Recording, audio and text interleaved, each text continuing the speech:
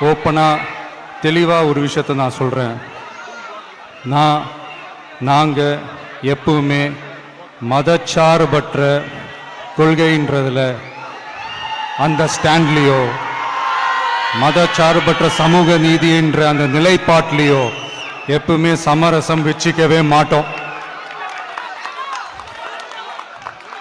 நம்மளுடைய தலைமையில தான் ஆட்சி அப்படின்றதுல எப்பவுமே உறுதியாக இருக்கிறோம்.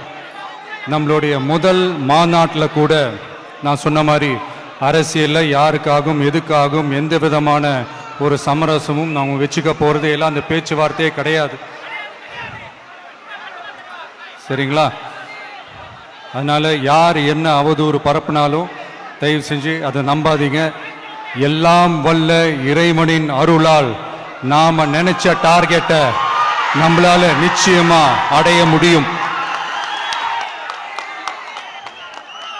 இன்னைக்கு என்னுடைய இஸ்லாமிய சகோதர சகோதரிகளுக்கு என்னுடைய ரமலான் நல்வாழ்த்துக்கள்.